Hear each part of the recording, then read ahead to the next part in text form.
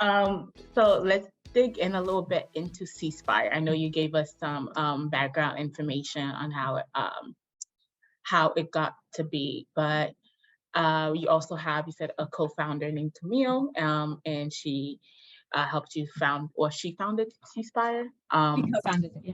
Yeah, so you guys co-founded Seaspire, and I love skincare. So what you like said about like the sunscreen, I didn't even know. Like I'm always telling, I'm a sunscreen like passionate. Like I'm always telling, like, wear your sunscreen. Like I'm giving people, I carry around my sunscreen all the time just because. Can you You show us what you use? Well, it doesn't have I to be on the video, but oh yeah, I don't know if we could, yeah, but I use Supergoop. oh yeah, it's good. So, but now that you said this whole thing about like things penetrating my skin, I'm like, wow, like it's like you can never have anything. Like, you know, you You think can never have anything. That's right. like you think you're doing something great, and no, it's not working. But would you mind telling us a little bit more about Seaspire? Like, what is the technology itself? Like, what inspired it? I know you said a little bit, but like we just delve into it. Like, what inspired it? What were the hardships? Like, just give us like the little nitty gritty, especially for people that want to start something like this. Definitely. Yeah, like definitely. It's a it's a really interesting story, especially coming from like hardcore PhD chemists, because your mindset in the lab and in chemistry is you're really trying to just like get the data, tell the story. And then it was somewhere in the like 2018, 2019 time point where I was giving some seminars in public where we started to have people come up to us and be like, hey, look, did you think about this for this application? Or have you thought about this in the context of this space? And then we started exploring that in the lab and using some of like the customer discovery is what we call it to start to feed into like how we're designing experiments. And I will say, so Camille joined my lab in 2017, and it was really her efforts and her work that took this project to the next level. And she's very, very unique student in the sense that she's super entrepreneurial minded. And that's really, really rare to find in a hardcore chemistry lab and environment, because, you know, chemists are mostly about the science and the data, and they don't think about like the translational aspect generally. I find that's very, very rare. And to have somebody, if you have a fundamental technology, which is what we had, which was essentially looking at small molecules, we call them now in Seaspire, it's called xanthochrome. So XANTHOCHROME, xanthochrome. It's a small molecule that's a bioidentical is what we're saying. So it's found in the natural organism, but we chemically synthesize it. So we actually don't do any squids or cephalopods sacrificing to get the raw material. We make it all ourselves. We use this small molecule, which is a very, very interesting, uniquely evolved over generations in these animals to provide not only antioxidant capacities, but also UV filtering and sun filtering capacities. And it has this other feature that's a color change. So it's able to adapt its conformation and structure to create different types of colors. And so we took all of the information that we had learned and built up in the research lab, and Camille then started in programs like an NSF I-Corp, which is an innovation corporation that's funded by the National Science Foundation. We have a site at Northeastern where she participated in this, like, I don't know, a few weeks of a semester journey, I think is what it was, to be able to figure out what does it mean to start a company. And in this process, it was customer discovery. It was talking to experts in the field. It was trying to figure out how exactly are we going to position this? And we started thinking we're going to position it as a colorant because it's color changing, and wouldn't color changing cosmetics be really cool? But it turned out nobody cares about color changing cosmetics. Like, we think it's cool, but it's like nobody else cares about it. And then it's kind of what I was telling you guys before, which was like in 2018, 2019, it was all of these articles coming out, like Popular Press, so New York Times, Washington Post, CNN, everybody was starting to say that, hey, look, the FDA has been reevaluating the safety profiles of UV filters that are in sunscreens. There's this gigantic need for safer materials that we would use in everyday sunscreens. And the one thing that we had also learned was that xanthochrome, this compound, has a really broad spectrum absorption profile, which means that it is a UV filter in addition to being a colorant, in addition to having antioxidant capacities that are really, really high. And so, like, if you think about antioxidants, the first thing you might think about is like vitamin C, or even like You would think about vitamin E as well. So these are some of the things that are in like everyday sort of the anti-aging products. And we like collected a bunch of data that was like, oh, hey, look, our xanthochrome is actually has performance that are rivaling these gold standards. And also it's got this broad spectrum profile. And also it can be put into a lot of different formulations that are aesthetically pleasing. Oh, and one more thing is because it is a colorant, it helps with spreadability for instance, for women of color who of any shade of color, like for instance, I'm Middle Eastern and Camille is African-American. And so for both of us, we're able to put on a formulation containing xanthochrome and it spreads evenly in our skin. And it's really great feel. And it's a really good feeling to have, to know that you can put on a safe sunscreen that isn't going to make your skin overly white casted, and it's going to blend in, and it's also going to be super protective and nourishing. So this was sort of the foundation of the company. And around the same, like anybody can start a company, but the whole thing is how are you going to sustain that company?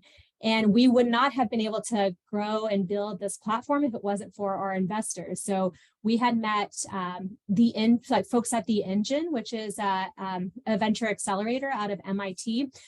Back like, I don't know, 2017. So we had started talking to them really, really early when all we had was a concept. And we just kind of cultivated that relationship so that when Camille finally got her PhD in 2019, we went to them and we were like, here, we're ready to start a company. They invested a pre-seed round in us, which was enough money to get us started and get us spun out of Northeastern. And then we were able to grow, and we like remarkably grew during COVID. We expanded our team. We were able to develop a pipeline of materials. So it was really great. And then we went to raise on our Series seed round where The Engine also led it. And we have a number of other amazing investors and partners, which has led us to get to the next phase. And so here we are today. It's been really great. That is absolutely amazing. Like so being a chemist and now an entrepreneur, like what is the difference? Like what do you see, like how you handle your time from like one not having had a business and then now to have a business? How do you handle your time? Yeah, it's really hard. It's so hard because it is a totally different mindset. It's a totally different mindset. And as an entrepreneur, you're really thinking about what is the product? How are we going to make this product? How are we going to prove our product is effective?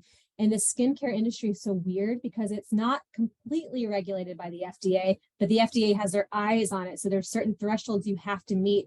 And it turns out in sun care, it's because you have a clinical claim that says that you're protecting against skin cancer. It's got really tight eyes from the FDA. So we have to make sure that we're in line with all of these compliance features with all these regulatory bodies for getting all the safety data associated with it. So it's really important to have all those ducks in a row, let's say, to make sure that you can generate a product which has proven safety and proven efficacy that meet the FDA standards that then you can put in the hands of consumers. And then there's the whole thing about cosmetics, which is like a big, how do you get consumers to actually buy into this? And then it becomes a whole marketing thing, which is very, very different as well. So some more skincare question or SPF questions. I don't understand this at all, but I just know that sunscreen's good for my skin. Mm-hmm. Like I don't want to have cancer. I want to look young and beautiful when I'm like 60, and I don't want to like have wrinkles. Can you explain to us a little bit more the different types of UV rays and how sunscreen helps protect against that? Yeah, definitely. So sunlight has got a lot of different UV rays, but also visible light comes from the sun. So you have a lot of different things a lot of energy coming at your skin. And the idea, so you have things called UVB, UVA, you have visible light, which is also really interesting. So visible light, typically people think about their like devices and their phones and stuff like that.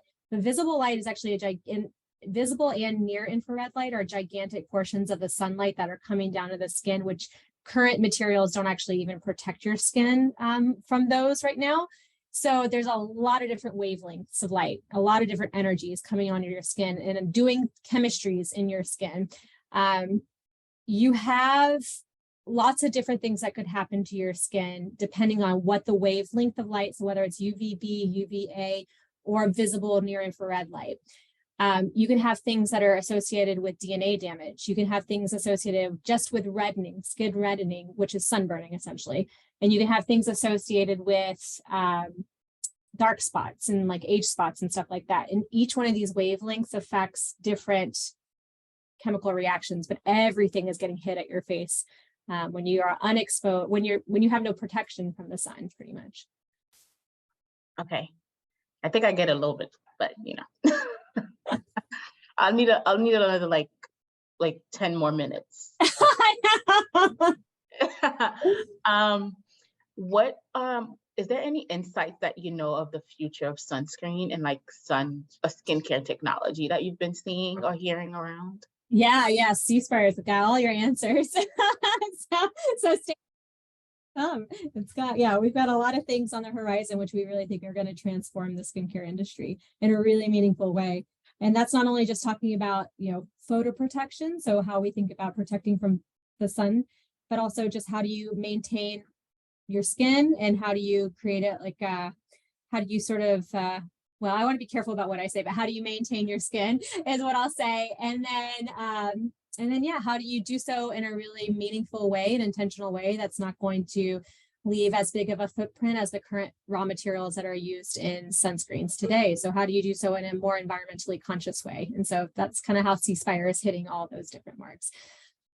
Well, for all the consumers out there, when I'm now looking for sunscreen, what should I be looking for in it, and what should I avoid completely for sunscreen? And does it also matter with like different skin tones or skin types as well? Yeah, so I will say, so if you take a look at any sunscreen that you would want to buy at a store, you flip it over and generally you'll see the active ingredients. If you see probably like 7 or 8 ingredients on there, that should be like a first indicator that, look, there's a cocktail of things that have been mushed together in here. At values, you'll see like percentages associated with everything because the FDA has very specific guidelines. Do not use this material over this threshold. So that's why you have a combination of all these materials in a sunscreen. And I'd say that a lot of those compounds have started they've fully been banned by Hawaii. So Hawaii now only exclusively and allows for mineral-based sunscreens, which are titanium dioxide or zinc oxide based sunscreens. And the good and the bad of that is that they're safer for humans, they're safer for the environment, but these are the sunscreens that leave the really white cast on your skin. So it's a very, and sometimes like depending on your skin type, it can be a blue color, it can look kind of blue, or it can be just fully white. And yeah, so I would say that like if you're looking for safety, the minerals are the best. If you're looking for blendability, the ones with all the different compounds with the different percentages will be better, but it's coming at a cost. Both sides are coming at a cost. Is there like a newsletter or something that we subscribe to so that we can know when the sunscreen drops? Yeah, we'll let you know. We're still in the process of getting all of that side together too. Okay, all right, let us know because I'm ready to buy one. Yes, I love this. It's awesome. Thank you so much, Leila.